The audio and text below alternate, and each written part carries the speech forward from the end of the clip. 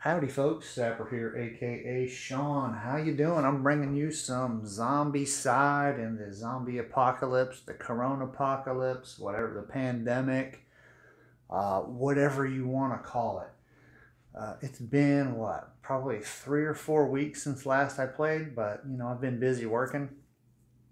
My job is it's an on-call thing right now. We're doing telework, but when we get called in, we actually do work, right? So that's been probably the past 3 or 4 weeks where it's been like 5 or 6 days straight, get a day off, 5 or 6 days straight, get a day off. So I've been real busy for the past 3 weeks. And the past couple of days, I've just been doing some amateur carpentry projects and stuff like that. So like here's one of them right here. Here's one of my projects that I built. So I built this funky bookshelf, flaws and screw ups and all. I think it turned out okay. It could have turned out better, but so I've been doing that, and then I was building a picture shelf for downstairs because I've got these pictures that are just sitting on the floor, and it's time that they get put up on the wall. And I don't really like putting a lot of nails in the wall, even though it's my house. But that probably stems from not having my own house and being reluctant to put lots of holes in places that I'm renting or leasing. So anyway, enough of that. So our intrepid adventurers, they've been tasked with gathering.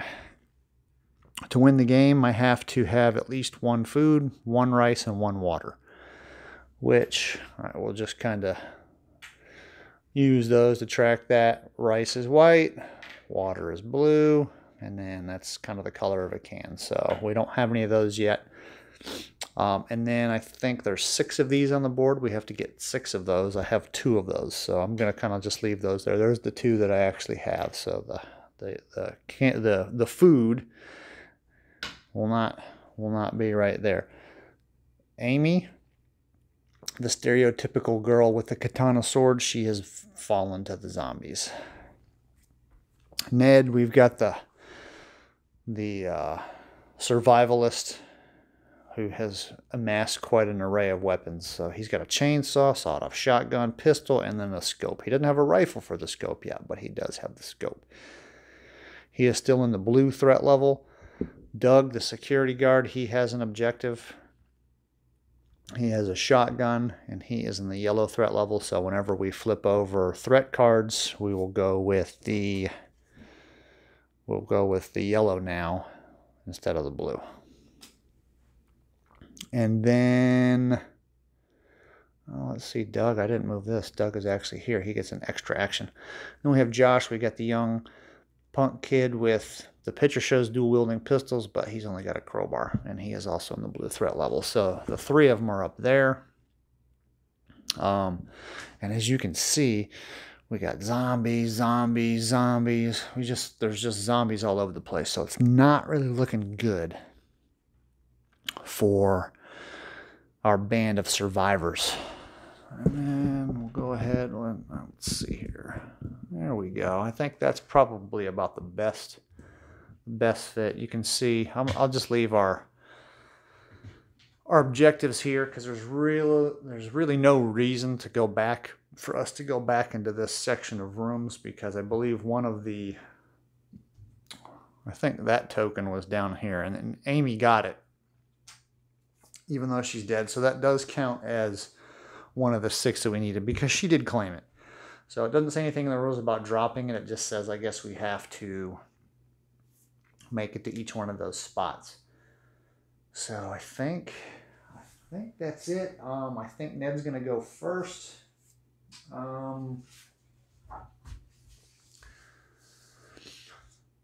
Let's see, what is Ned going to do? Ned is the red. We need... he's got that chainsaw. I mean, do we rush out the door? He's only, you know what? He's only got...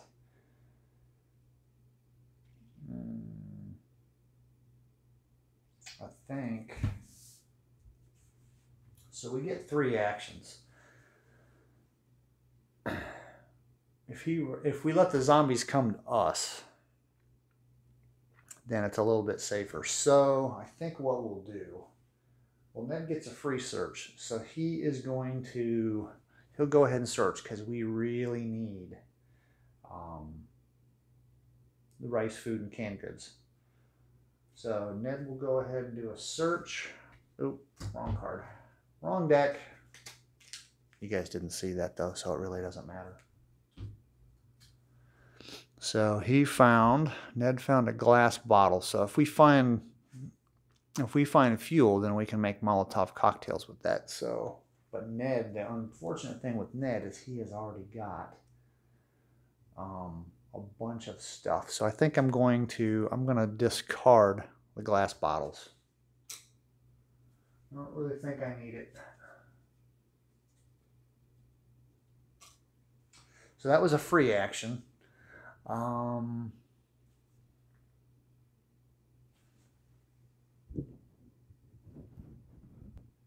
right, I had to put it on pause. I wanted to think about what my strategy was going to be. So they're holed up in this room.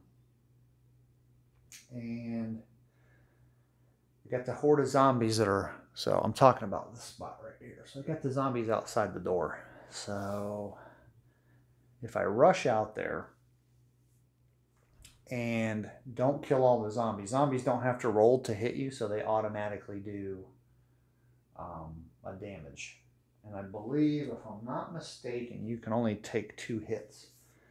So if I rush out there and leave any of those zombies alive, then they'll end up getting a free attack on me. So if I stay inside the door and shoot outside the door, which I can do, that'll just make noise. So it's just going to invite more of them, which honestly, Josh being out in the street, zombies are they're gonna key on one of 2 things, either line of sight or noise. Whichever's the closest. So they're gonna go to Josh anyway. So I think what I'll do is I'll use Ned. And I'll shotgun these zombies here. I can't kill the fatty. This is the fatty right here. I can't kill him because you have to have a weapon of power 2, and the sawed-off shotgun that he has is only a power 1. The chainsaw is strong enough. But again, I run the risk of exposing him to attack if I run out there with the chainsaw. I can only attack 1 dude.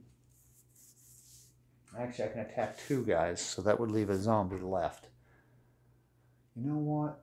Let's do that. This is going to get exciting. So we'll use 1 action to move out here. He will chainsaw the fatty, so he's got 2 actions left after the movement. So he's got a total of 3 actions. So he's got 2 actions left. Now that he's moved out there, he will chainsaw the fatty.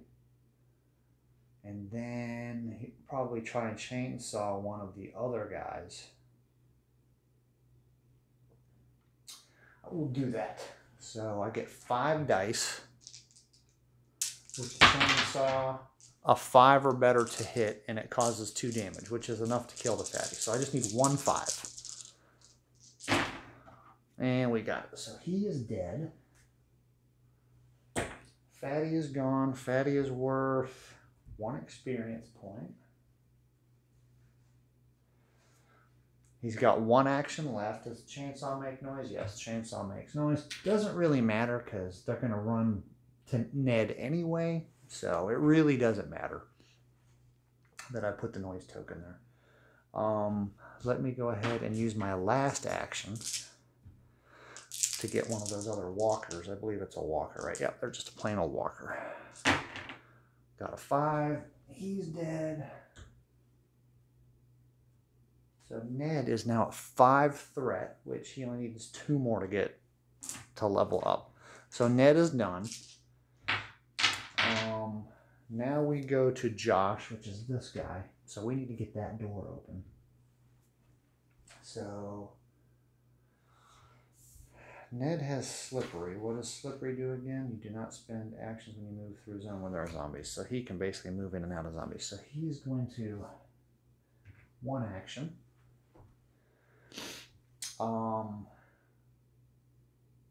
He will use his crowbar, hopefully. So this will be, we need a 4 or higher. Got him. So that's that guy. Killed him. So Ned's got 1 action left, so he will use that to pry open that door. Now, his stuff doesn't make any noise, which, again, doesn't matter because the zombies see the guys out there, so it's a whole line of sight thing. So now I need to read it because it's been so long since I've played. I'll be back in a second, but I have to figure out how we spawn zombies in the rooms. Alright, so if I'm not mistaken, once you open a door, you have to spawn zombies. You have to draw a card and spawn zombies in each zone. So each room in that building is considered a zone. So this is going to get pretty ugly because it looks like we've got 7 rooms. So this is going to be bad because we're already at threat level, or at the yellow threat level. There's 2 objectives in there. There's 1 objective left right here. And then, I don't know if you can see it. Yeah, you can. So in this corner over here, there's also an objective. I honestly don't think we're going to make it over there, but you never know. So let's find out. So the first room, it looks like we have got a walker. And then we'll just go clockwise in that building up there. 1.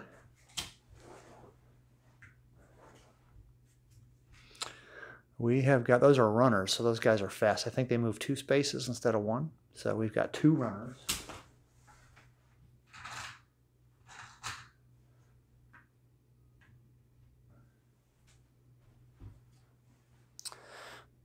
Two walkers.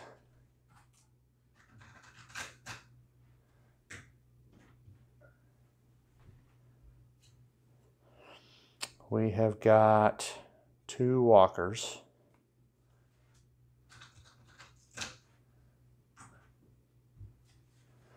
We've got a runner. And the very last room. Wouldn't it be nice if we got nothing? We have got all walkers get an extra turn. I don't know how that works with a spawn. I'm not going to dig into the rules to find out, which there's not a lot of rules. But I think I'm just going to say that's a nothing. So, by the looks of it, all of those rooms, let's see if we can just admire those amazing camera skills. So that's it. So the door's been opened, and I think Josh, that was just 3 things, because he moved, he killed the zombie, and then he opened the door. So he's done with his 3 actions. So the last we have is Doug. Doug gets an extra action. Let's see, what do we want to do? So we get 4 actions. So this is not good because the runners, runner gets 2 actions. So that means if I move Doug into that room, the runner will use 1 action to move into the room and then the other action to attack Doug. So I can't go into that room. It'd be pretty dangerous to do that. So Doug will search. Actually, can I do that? Let me look. A survivor can only do a single search action. Okay, so he can do it, even though it's the same room. Does he find anything different?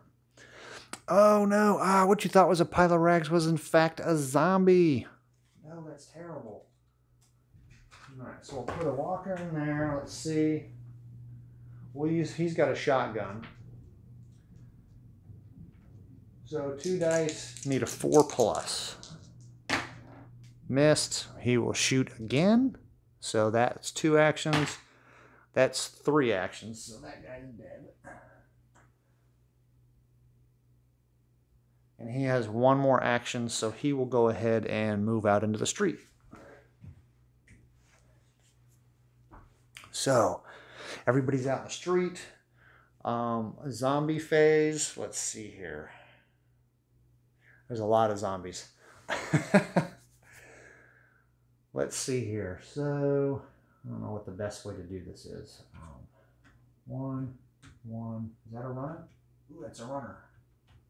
So that's his second action. No runners in this mass of zombies. What do they call that in The Walking Dead? They call them hordes or herds. They call them herds in The Walking Dead. So basically we have a herd here. One. I think I moved you. See, this is where it's kind of confusing because there's so many now. One. And then we got everybody in the building. So, one, two. One, two. There we go. That's it for the zombies. Oh my gosh, look at what's going on up there. That's going to be terrible up there. Holy smokes. And now we do, we spawn. So we have these places right here along the edge of the map. We're going to spawn more zombies. This is, there's so many zombies. All right, so we will start here and we'll just go clockwise. So there are 1, 2, 3. There's a total of 4. You can barely see that one right there. All right, 3 walkers.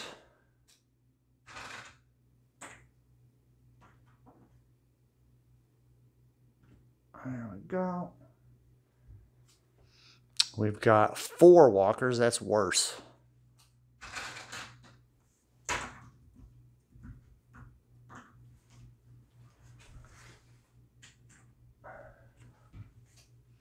We have got a runner, which is over there. So it's just one runner. No big deal.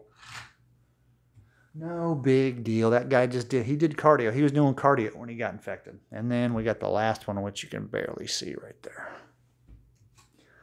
We've got a walker. All right. Remove all noise tokens from the board, blah, blah, blah. There's only one. Well, actually, there was probably more. It doesn't matter because they're all out in the street. And, you know, I think the noise makes a bigger difference when you have your guys spread out all over the place. And right now, it's looking really bad. All right, it's required. I had to think about what I'm going to do. This is really, it's looking terrible right now. For the survivors, there's just more zombies than I think that I'm going to be able to deal with. To exit a square with zombies in it, you have to spend an extra action per zombie. So the only one that can even get out of the hex, I keep saying hex, it's the wargamer side of me that keeps taking place, is Josh, because he has the slippery trait. So I want to go into that room, because if I go into the room, they can only come in from the door, right? So I'm not going to be surrounded on all sides. So that seems like the smartest thing to do. He's got this crowbar, which is not a great weapon. And I'd have to kill both of those to escape being damaged. So I'm going to do that. So there's one action. And then I'll use my crowbar twice and hopefully be able to hit. So here goes. All right, so if I get 1 hit, it's going to be the runner. If I get 2 hits, it'll obviously be both of them, because the runner can do 2 things. I don't know if I think the runner only gets 1 attack, regardless. Anyway, so I got 1 hit, so the runner's gone. And then Josh is done. So Josh is done. Now I need to clear some of these guys out of the way so that I can even possibly... And the turn order, I think the turn order matters too, so that kind of screwed me too.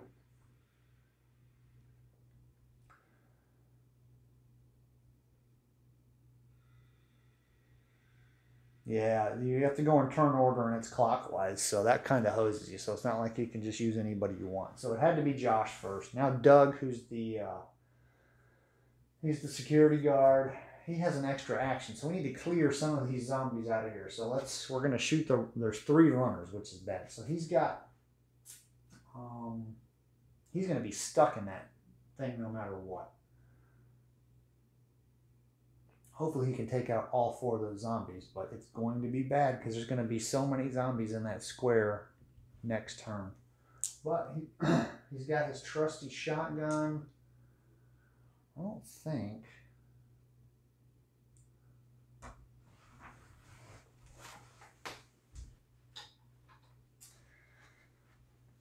Yeah, I don't think there are... I'm looking at the box of tokens. I don't think there are ammo rules in this game. Again, it's been 3 or 4 weeks since I've played. You know, it's one of those things where you kind of, you lose a little bit of traction. So, anyway, he gets 2 dice, needs a 4+. So, there's 1.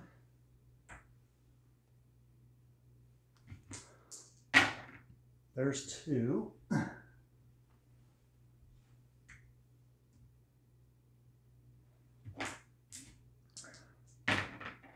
There is, you can barely see it. You got a 6, so there's 3. Well, we killed all the runners,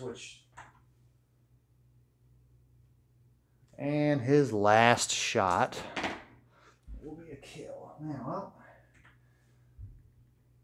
well, unfortunately, he is done because that was all 4 of his actions. Now, had he not been in the yellow threat level or danger level or whatever, danger level, he would have only gotten 3 shots. So, and the sad thing is I just looked at the rules and let's say I rolled 2 hits, right? It's still only 1 target, so, which is kind of bad. So now Ned gets a free search, so he's got 3 actions, so he will go 1. He will attack that zombie. Well, the good thing is there's no runners left in that building, so that's good. So he's got 2 actions, but he's also got a free action. So he will use he's going to use the chainsaw. It doesn't really matter. 5 dice, 5 or better. And that's a kill. So,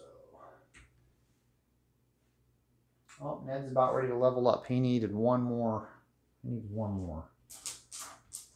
So I think part of this game, let's see if we can, we'll use Amy's card since she's dead. So part of this game, so you see here's our danger level, right? So at the blue, you get that. Once you get yellow, then you get that. And then I think that's orange. And then at the very last one is red. So it's like you level up, right? But once you get to the higher threat levels, more stuff comes out. So like if you make it to the red level, you're spawning 7 walkers.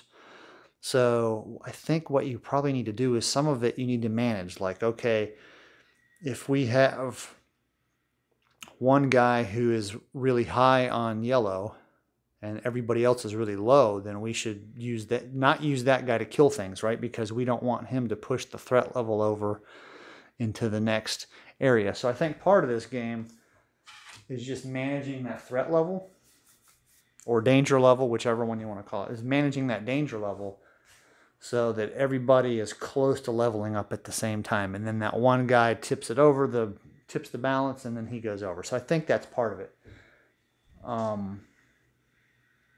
So anyway, that was an aside. So now we'll go ahead and use Ned's free search action. He can do that. There's no zombies in this room.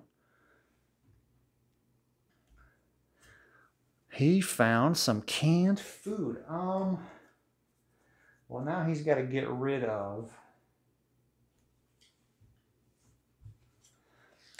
I don't know if it's in the rules that you can do this, but he's got 4 items. Ned has 4 items, so you have to get rid of one. So he's going to drop the pistol in there, in that room, and then... Because it cost... Actually, you know what? I think... Can I trade...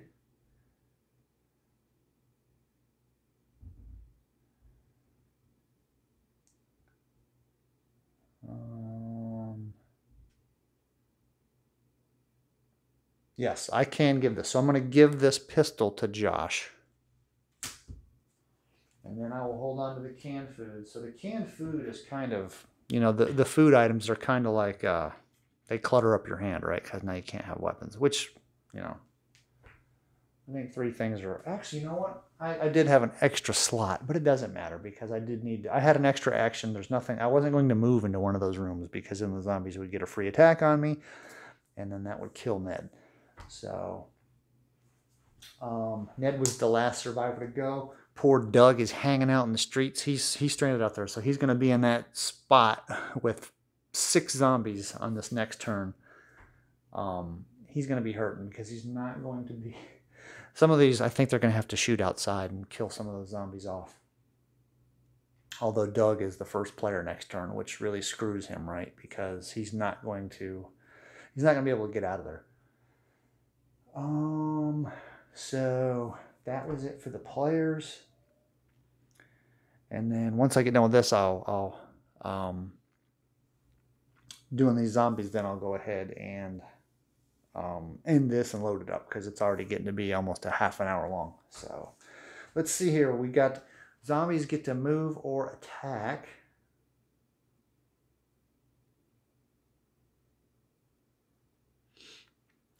Let's see here.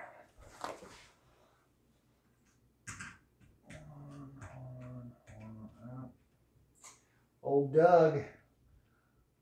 And Doug. It's not looking good for Doug. He is hurting real bad.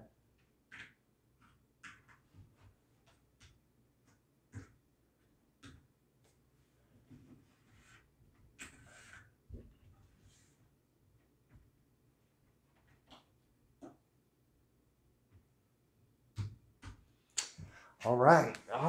That's it. So we can see, here's our objectives.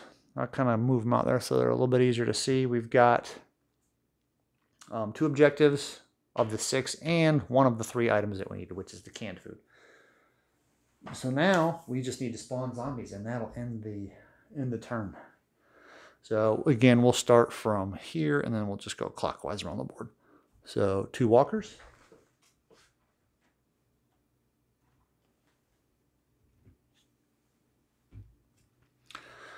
4 walkers, that's terrible.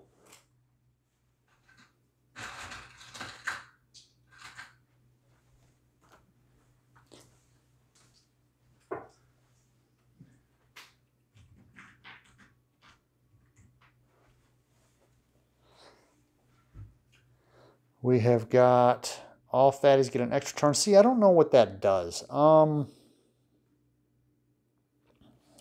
There we go. I'm going to have to look that up, but I'm going to assume that because the end of the turn is over with. Or do I just move them again now? Let me pause and find out. All right, so I just checked it out. So when you get one of these, you don't spawn anything, but that type does, they do get to go again. So I played it wrong the previous turn, but looking at the situation, I don't really think it's going to matter because I don't think the survivors are going to, you know, they're not going to make it. So I erred in favor of the survivors previously.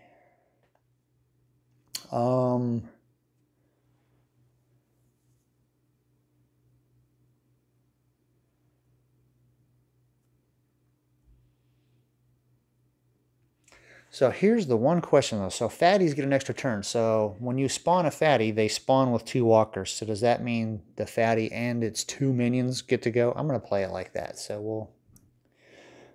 Where were they? They were here. Here. And that is a...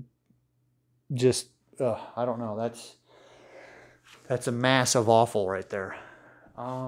And then, so that was over there. So we have this one right here.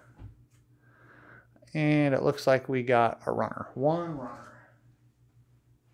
Well, luckily, that runner is a long way away. So he's going to be sprinting his tail off just to get to the action. I think our heroes are probably going to, our survivors are probably going to be dead by the time that runner makes it to his destination. Once he crosses the finish line. So that's it. It's looking really bad. I think a flamethrower or some kind of airstrike, maybe a A10 Warthog strafing. I keep hitting my stand. Sorry about that. But an A10 strafing down that alley, that would really work wonders right about now. But that stuff isn't in this game. So anyway, that is it for... I don't even know what turn it is. I don't think you keep track of turns, and I don't remember what part it is, but that is it for this newest installation of Zonbicide. Thank you for watching. I hope everybody's staying safe and doing great things out there, like, you know, not rioting and looting and burning down America.